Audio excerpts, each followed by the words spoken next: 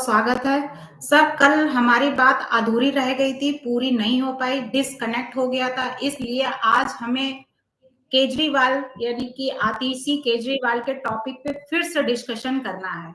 यानी उसको पूरी तरीके से आप अपने व्यूज देंगे और सभी को बताएंगे कि क्या हो रहा था, कैसे। तो सर, आज का जो हमारा सवाल है वो है दिल्ली चुनाव जो हो रहे हैं, यानी प्रचार प्रसार जो चल रहा था वो खत्म हो गया। आचार संहिता लागू होने के बावजूद भी आतिशी जी रात में क्या बवाल हुआ, गोविंदपुरी पुलिस स्टेशन वहां पहुंची, रमेश बिधूड़ी के भतीजे पर इल्जाम लगा रही हैं, यहाँ तक कि राजेंद्र नगर में साड़ी सूट बांटने का आरोप लगा रही हैं कि वोटर्स को लुभाया जा रहा है। वहीं पे सीएम आतिशी जी ने 2 वीडियो जारी किए हैं कि बीजेपी पर बड़े आरोप लगाया है। पहला आरोप उन्होंने लगाया है कि कालकाजी का है, जिसमें मारपीट का आरोप है। दूसरा वीडियो राजेंद्र नगर का है, जहां वोटरों को लुभाने के लिए आरोप लगाया है। तो आतिशी जी ने कार्यकर्ताओं पर, यानी बीजेपी के कार्यकर्ताओं पर मारपीट का भी आरोप लगाया और शिकायत करने के लिए थाने पहुंच गई। तो सर, अपने व्यूज दीजिए और बताइए कि क्या हो सकता है। नहीं हो क्या सकता है। बात यहाँ पर आती है कि आतिशी और अरविंद केजरीवाल पूरी कंपनी इस समय न्यूज़ बनाने पर लगी हुई है। मैं समझता था कि आज से 15 दिन पहले चुनाव आम आदमी पार्टी का बहुत अच्छा चल रहा था और ये भी उम्मीद थी कि फाइट है दिल्ली में, यानी कि भारतीय जनता पार्टी और उनकी फाइट है। कांग्रेस अच्छा रोल प्ले करेगी और कुछ सीटें कांग्रेस भी ले जाएगी, कांग्रेस अपने आप को जिंदा करेगी। कांग्रेस की जिंदा करने की बजाय या कांग्रेस जिंदा हो की बजाय इस बार लग रहा है कि अब कांग्रेस कुछ ज्यादा अच्छा करने वाली है। कांग्रेस कुछ ज्यादा अच्छा करने वाली से मतलब ये है कि कांग्रेस लग रहा था कि 1-2 सीट पर करेगी, लेकिन अभी आम आदमी पार्टी का जो चुनाव है उस चुनाव में उनका स्थान हो सकता है कि बड़े स्तर पर कांग्रेस ले जाए और ये चुनाव त्रिकोणीय ना होकर भारतीय जनता पार्टी की तरफ टिल्ट हो जाए। उसका कारण मैं बताता हूं कि जब चुनाव जिस समय हो रहा होता है, आपको याद होगा छत्तीसगढ़ का चुनाव चल रहा था और राहुल गांधी ने जो स्टेटमेंट दिए थे उनके आधार पर मैंने कहा था कि अब छत्तीसगढ़ ये हार रहे हैं और छत्तीसगढ़ इनके हाथ से चला जाएगा। इसलिए छत्तीसगढ़ चूंकि इनके हाथ से चला जाएगा ऐसा उस समय मुझे लग रहा था, तो मैंने स्टेटमेंट दिया था और वाकई में छत्तीसगढ़ उनके हाथ से चला गया था। क्यों? क्योंकि बयान जो मस्तिष्क में चल रहा होता है, जो फियर बैठे होते हैं, जो दिमाग में सवाल खड़े होते हैं, उन सवालों के जवाब तो व्यक्ति छुपाना चाहता है, लेकिन हकीकत ये है कि वो सामने आ ही जाते हैं, उस पर सामने वक्तव्य आता ही है। अरविंद केजरीवाल और ये जो चुनाव लड़ रहे हैं, उसमें जो पिछले 2-3 दिन में अरविंद केजरीवाल ने दिवालियापन दिखाया है, अरविंद केजरीवाल ने जो स्टेटमेंट दिए हैं, वो स्टेटमेंट अपने आप में लग रहे हैं कि अब अरविंद केजरीवाल को ये बात अंदाजा लग गया है कि वो जो ट्रैक चुनाव का होता है, परफॉर्मेंस का होता है, डेवलपमेंट का होता है, वो परफॉर्मेंस और डेवलपमेंट के चुनाव वो नहीं लड़ सकते। वो अब चुनाव एलिगेशन, हालांकि उनकी पार्टी जब बनी थी उससे पहले से वो एक ही विद्या को सिद्ध किए हुए हैं, वो है एलिगेशन। अपनी परफॉर्मेंस की बजाय दूसरे पर प्रश्न खड़े करो और उसके ऊपर इतने प्रश्न खड़े कर दो कि वो जनता के बीच में ये हो जाए कि नहीं साहब, अरविंद केजरीवाल करना तो चाहते हैं लेकिन बैरियर बीच में है जो करने नहीं दे रहे हैं। अब चुनाव के समय पर उनको परफॉर्मेंस बतानी थी, वो परफॉर्मेंस तो वो बताए नहीं। कल जब हमारी आपकी बात हो रही थी तब भी मैंने कहा था कि उनका काम है कि वो परफॉर्मेंस बताएं कि पिछले 10 साल में उन्होंने क्या परफॉर्मेंस की है। वो कंपैरेटिव बताएं कि शीला दीक्षित के 15 साल और अरविंद केजरीवाल के 10 साल, इन दोनों में क्या कंपैरिजन है। यही बता देते कि बराबर काम किया उन्होंने 15 साल और हमने 10 साल में जो कर लिया। कोई कंपैरिजन है ही नहीं। या फिर वो भारतीय जनता पार्टी के शासन वाले बड़े प्रदेश, दिल्ली तो एक बच्चा है छोटा सा, उत्तर प्रदेश में जाओगे तो एक छोटा-छोटा शहर, एक महानगर दिल्ली से बड़ा है। वो एक, मैं उसको बच्चा मानकर चलता हूँ कि दिल्ली जो है वो चुनाव का बच्चा है। मैं कहता हूँ कि वो किसी भी एक प्रदेश से ही कंपैरिजन करके बता देते और ये कहते कि भई आपके प्रदेश में, ये छोटा प्रदेश मेरी तरह छत्तीसगढ़ है, हरियाणा है, इसमें आपकी परफॉर्मेंस देख लीजिए और मेरी परफॉर्मेंस देख लीजिए। वो कहते कि भई हरियाणा में सरकार 12 साल से चल रही है, आप हमारी सरकार देख लीजिए, हमने 10 साल में क्या किया है, हरियाणा को कंपेयर कर लो। बिजली के मामले में, पानी के मामले में, इंफ्रास्ट्रक्चर के मामले में, जबकि हरियाणा दिल्ली से बहुत बड़ा है। फिर भी मैं कहता हूँ छोटा प्रदेश होने के नाते आप कंपेयर करके बताते। लेकिन अरविंद केजरीवाल इन सभी मामलों में दिवालिया सिद्ध हुए। तो अब उन्होंने क्या कहना शुरू किया? जब उनको ये लगने लगा कि वो 100% हार रहे हैं, तो उन्होंने चुनाव आयोग के ऊपर प्रश्न खड़े कर दिए। अब राजीव कुमार के ऊपर प्रश्न खड़े करना और ये कहना कि भई तुम्हारे रिटायरमेंट के बाद चिंता क्यों कर रहे हो? क्या भारतीय जनता पार्टी की सदस्यता लोगे? क्या ऐसा करोगे? क्या वैसा करोगे? ये जो बात वो कह रहे हैं, ये अपने आप में बता रहा है कि वो दिवालियेपन की किस कगार पर पहुंच गए हैं। दिवालियापन उनके यहाँ किस लेवल तक पहुंच गया है। तो मुझे लगता है कि अब जो खालीपन है, जो हार का ठीकरा है, वो ठीकरा फोड़ने के लिए ये सब कुछ चल रहा है।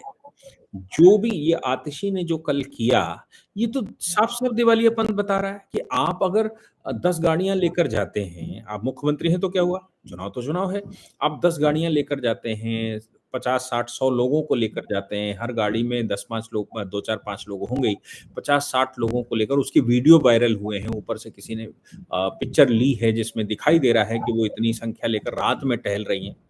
अब जब वो पकड़ी जाती हैं, जब उनके वीडियो वायरल होते हैं या उनको ये खबर मिलती है कि अब वो फँस गई हैं, तो उल्टा एलिगेशन कि हम तो साहब रमेश भिदोड़ी जी के लड़के के पास गए थे, उसका मेरे पास वो है, ये है। भई, आप अपनी कॉन्स्टिट्यूएंसी में कैंडिडेट को अकेले या अपनी सिक्योरिटी के साथ टहलने का अधिकार होता है।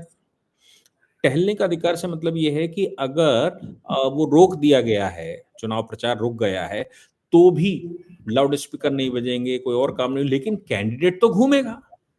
जी। और इंडिविजुअल लोग भी घूमेंगे।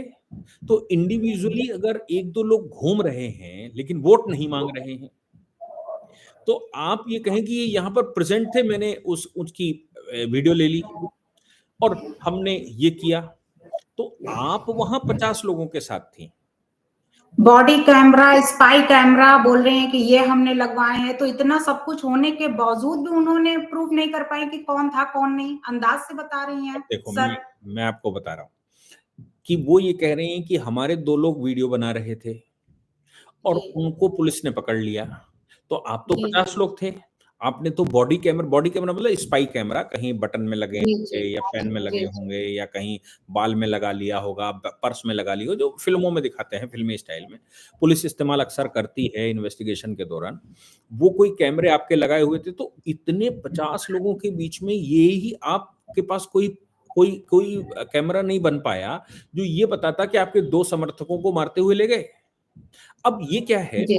ये कुछ चूँकि हाथ में नहीं है, केवल एक चीज़ उनके हाथ में है, वो है कि उन्होंने उसके आईपी एड्रेस को ध्यान में रखते हुए या जो जीपीएस है, जीपीएस के माध्यम से उन्होंने एक तस्वीर ली है किसी कैंडिडेट की या उसके रिश्तेदार की या किसी व्यक्ति की, कि भई वो जी। टहल रहा है।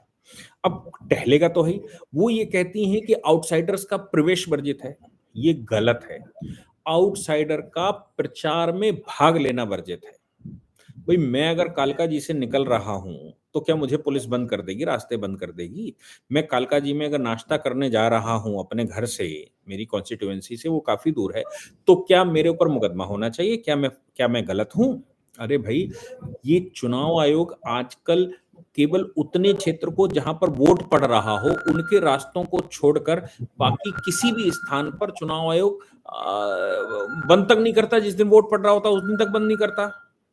अरे सर, उन्होंने तो चुनाव आयोग को भी नहीं छोड़ा। उन्होंने तो ये कह दिया कि अभी प्रचार के लास्ट डेट में यानी कि केजरीवाल जी ने कि चुनाव के लिए यानी जो प्रचार वो कर रहे थे, अधिकारी से कहा, चुनाव के अधिकारी से बोला कि वह अपना कर्तव्य निभाएं और पद की इच्छा त्याग दें। यानी कि वो लालसा है उनको, उनके ऊपर आरोप लगाया है राजीव कुमार जी पर कि वो सेवानिवृत्ति यानी रिटायरमेंट के बाद नियुक्ति पाने के लिए भारतीय यानी कि इस समय जो सबसे मजबूत पार्टी है भारतीय जनता पार्टी, उनके सामने आत्मसमर्पण कर दिया है। इतना ब्लेम लगा दिया उन्होंने। मैं यही तो कह रहा हूँ, ये तो दिवालियापन है।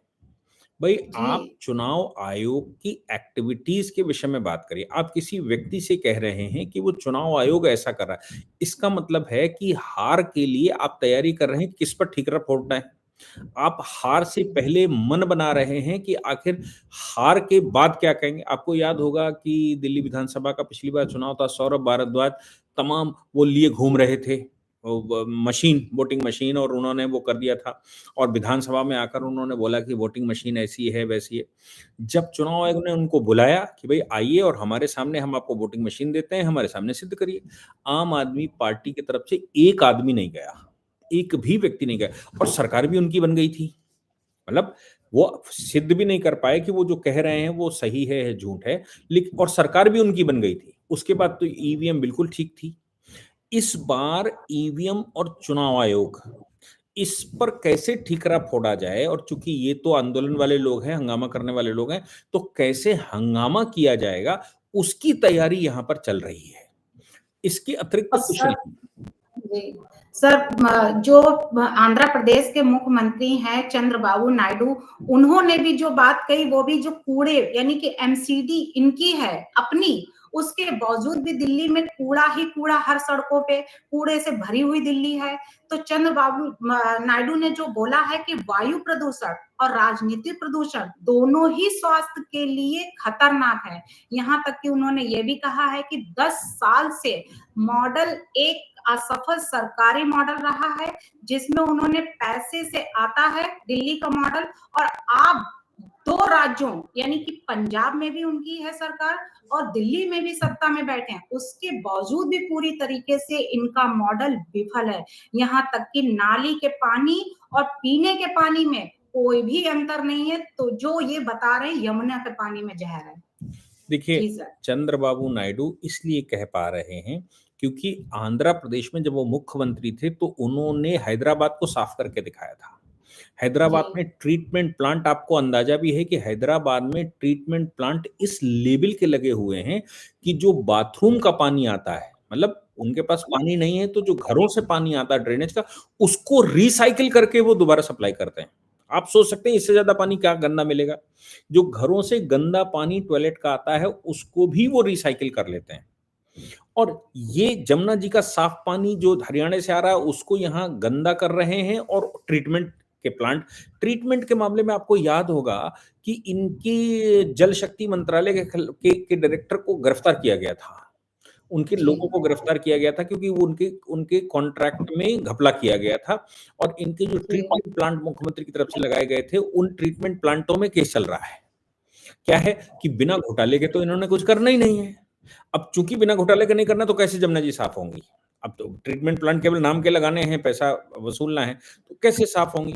इसलिए चंद्रबाबू नायडू जी, चूंकि वो हैदराबाद में वो करके आ चुके हैं, जो बहुत गंदा नाले का पानी था उसको भी रिसाइकिल कर चुके थे। दिल्ली तो बहुत छोटी सी है, दिल्ली और हैदराबाद में बहुत फर्क नहीं है। हैदराबाद एक महानगर है, दिल्ली भी महानगर है। तो दिल्ली और जी, हैदराबाद जी, की उसमें कोई बहुत बड़ा फर्क नहीं है। और हैदराबाद में पानी की व्यवस्था नहीं है, वो ट्रीटमेंट उस पानी का कर लेते हैं जो घरों से ड्रेनेज होता है। और ये जमुना जी, जी, इतना बड़ा सैलाब आ रहा है और उसको गंदा कर रहे हैं, उसी पानी से योगी जी उसको ट्रीटमेंट करके, मतलब आप सोचो दिल्ली से गंदी गंगा जमुना गंदी हुई, उसको उत्तर प्रदेश में ट्रीटमेंट करके स्नान करवा रहे हैं। मतलब वो स्नान करवा रहे हैं संगम का, और वहां लोग मजे से स्नान कर रहे हैं, और ये कह रहे हैं कि ऐसा। इसलिए चंद्रबाबू नायडू जी या कोई भी व्यक्ति जो करके आया होता है उसको कहने का अधिकार है, वो अपनी बात कह रहा है कि भाई ये हमारे सामने इलस्ट्रेशन है, इसलिए वो ऐसा कह पा रहे हैं। जी। जी। तो सर, जो स्पाई कैमरे, बॉडी कैमरे इतना लगवाया, वॉलंटियर्स उनके लगे हुए हैं, इतने समर्थक, और उसके बावजूद भी आतिशी जी का वहां जाके रोने के बावजूद भी प्रूफ नहीं कर पा रही और ब्लेम लगा रही हैं कि ऐसा हुआ। और बीजेपी के समर्थक उनके जो हैं का, वो यहाँ पे दिल्ली में आक्रांता फैला रहे हैं, वो ऐसा कर रहे हैं। तो क्या सर, जो उन्होंने वहां थाने पे जाके ऐसी रोई और पुलिस वालों को भी डांट लगाई और वहां पे जाके रात में ऐसा किया, तो क्या सर इतने कैमरे लगने के बावजूद भी वो प्रूफ क्यों नहीं कर पाई और सिर्फ ऐसे ही हवा में ब्लेम लगा रही हैं क्या? पहुंच गई अरे भाई, थाने। कुछ होगा तब तो प्रूफ करेंगी, जब कुछ है ही नहीं तो प्रूफ कहाँ से करें? प्रूफ जी करने की स्थिति नहीं है। उनके सारे स्पाई कैमरे, सारे सीसीटीवी, सीसीटीवी तो आपको याद होगा पूरी दिल्ली में लगवा कर पैसा निकालिएगा तो वो एक भी काम नहीं कर रहे दिल्ली में। वो सीसीटीवी कैमरे कहाँ चले गए? वो जो उन्होंने वाईफाई लगवाया था पूरी दिल्ली में, वो वाईफाई में भी बड़ा घोटाला था, वो कुछ दिन चला और बंद हो गया। मतलब कोई जी भी जी काम आप ऐसा करते क्यों नहीं है जिसका कोई परिणाम निकले? यहां पर सोचने की जो बात है, वो सीधी सीधी साफ बात है कि भाई आप बता रहे हो सीसीटीवी तो आपके ही अंडर में आते हैं ना दिल्ली भर के। आपने तो पूरी दिल्ली में सीसीटीवी लगवाए भी हैं और आपने लाखों लगाने का प्रॉमिस किया था, वो लाखों नहीं लगे लेकिन जितने भी लगे हैं उसका तो आपके पास ही कंट्रोल है। वो सीसीटीवी चल रहे हैं, ये डाउट पैदा कर रहा है, और चल तो नहीं रहे हैं ये तो पूरा दिल्ली कह रहा है। लेकिन आपने स्पाई कैमरे लगाए थे, वो कहाँ चले गए पता नहीं।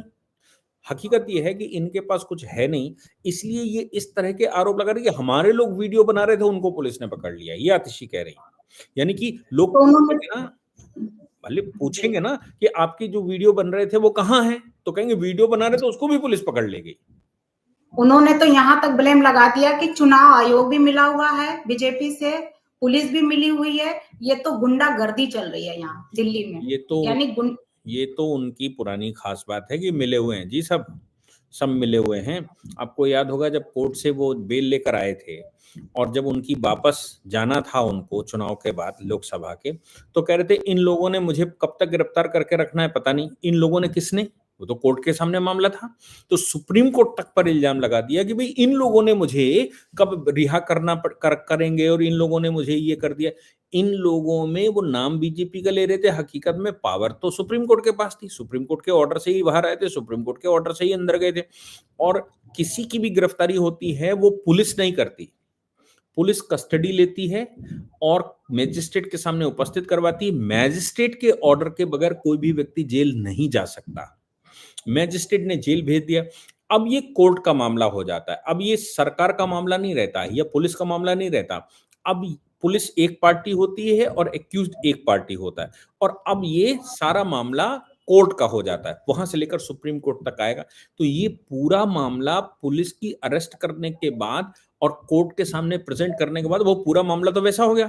तो यहां पर वो सुप्रीम कोर्ट तक को नहीं उन्होंने छोड़ा कि भाई इन लोगों ने, ये इन लोग गोलमाल में वो सुप्रीम कोर्ट को बोल रहे थे। इस समय तो उनका जो मेन टारगेट बना के रखा है वो झुग्गी झोपड़ियों वालों को टारगेट बना के रखा है कि उनको लजाया सताया जा रहा है। वो बोल रही हैं आतिशी जी। वहीं पे दूसरी जगह पे अरविंद केजरीवाल जी बोल रहे हैं कि अगर बीजेपी की सरकार आई तो झुग्गी झोपड़ियां तोड़ दी जाएंगी। और अभी जेपी नड्डा जी ने जो अभी भाषण दिया था बुराड़ी में, उन्होंने कहा ऐसा कुछ नहीं होगा, झुग्गी झोपड़ियां कोई भी नहीं तोड़ी जाएंगी। यानी यहाँ पे नहले पे दहला, यानी जैसा यानी कि है कि हम ऐसा कर रहे हैं, लेकिन बीजेपी की सरकार बोल रही कि नहीं ऐसा नहीं होगा। तो झुग्गी झोपड़ियों को इस समय पूरी तरीके से आम आदमी पार्टी टारगेट बनाए हुए है कि उनको कैसे हम अपने अंडर में लें ताकि ये वोट जो बैंक है यानी उनकी तरफ आ जाए, ना कि बीजेपी की तरफ जाए। जी सर। देखिए भैया, ये जो वोट की चूंकि पॉलिटिक्स वो कर रहे हैं तो उसको ही टारगेट करेंगे जहां उनको लगता है यहाँ से वोट मिल सकता है, और व्यक्ति को डराओ, डर के मारे वोट दे। ये तो डराने की बात है ना, बीजेपी आ जाएगी तो फलाना कर देंगे, फलाने आ जाएंगे तो धमाका कर देंगे। भाई बीजेपी तो 20-20 राज्यों में है, कहाँ कितनी झुग्गियां तोड़ दी गई, कितने लोगों को बेघर कर दिया गया। दिल्ली में तो कुछ है नहीं, मुंबई देख लो, मुंबई तो झुग्गियों का सरताज है, कितने उन्होंने तोड़ के बराबर कर दी। ये सब फालतू की बातें हैं, और मुझे लगता है कि ये केवल और केवल इस बात को दर्शाता है कि मेरे पास कुछ है नहीं, लेकिन हम एलिगेशन लगाकर ही जिंदा रहने वाले हैं। जी। और सर अमित शाह जी ने भी बोला कि छोटे मियाँ तो छोटे मियाँ, बड़े मियाँ भी। अमित शाह और उसकी बात जी मत करिए, पॉलिटिकल पार्टी तो कुछ ना कुछ जी बोलेगी, मैं तो सिर्फ तर्क की बात जी कर रहा हूँ। ये ऐसे आप गिनाना जी शुरू करेंगे तो ये तो 2-4 दिन चलेगा कि उन्होंने ये कह दी। जी। तो सर आप जी जी जी मैं सर। कह रहा हूं कि अरविंद केजरीवाल अपनी परफॉर्मेंस पिछले 10 साल की क्यों नहीं बता रहे हैं। अब अरविंद केजरीवाल को ये बताना चाहिए कि भाई मेरी ये परफॉर्मेंस है, मैंने ये किया। अब आप विपक्ष में थोड़ी ना, आप तो सरकार में हैं। तो एलिगेशन जी। विपक्ष लगाएगा, उसका काम है एलिगेशन लगाना, लेकिन आप उसके उत्तर दीजिए ना। आप उत्तर देने के बजाय क्रॉस एलिगेशन लगा रहे हैं। और जो मुझे लगता है कि दिवालियेपन से ज्यादा कुछ नहीं, और दिल्ली इस बार जो चुनाव हुआ है उसमें सारी चीजें क्रिस्टल की तरह क्लियर हैं। एक एक व्यक्ति सोशल मीडिया के टाइम पर सबको मालूम है कि वाकई में परफॉर्मेंस किसको कहते हैं और आप क्या कर रहे हैं। जी। वहीं पे प्रियंका गांधी जी भी लगी हुई हैं, डोर टू डोर जाकर वहां पे कैंपेन कर रही हैं। प्रियंका गांधी, भाई वो जिसका चुनाव वो चुनाव लड़ेगा ना। जी प्रियंका गांधी लड़ेंगे, जी वो जी। लड़ेंगे, ये कोई तो मुझे। सर, जी सर, के तो केजरीवाल जी का अब क्या होने वाला है? अब क्या ये जो आतिशी जी ने वहां पे रात में जाकर ऐसी जो बातें बोली हैं वहां पे जाके, तो ये सर इसके लिए क्या होना चाहिए कि वाकई में रमेश बिधूड़ी जी के भतीजे ने ऐसा किया था क्या अरे भैया, ये तो sir? Part of evidence election commission देखेगा। जी एलिगेशन जी जी। इन्होंने फालतू के लगाए हैं, इलेक्शन कमीशन देखेगा क्या है, क्या सही है क्या गलत है। इसलिए इलेक्शन कमीशन कोई निर्णय ले उससे पहले उन्होंने इलेक्शन कमीशन को भी कह दिया कि ये भी मिला हुआ। वो तो दुनिया में जो उनको लगता है कि मेरे पक्ष में नहीं आ सकता, जिसको वो बरगला नहीं सकते, वो सब मिला हुआ है। ये उनका जी पुराना जी। खेल है। चलिए सर,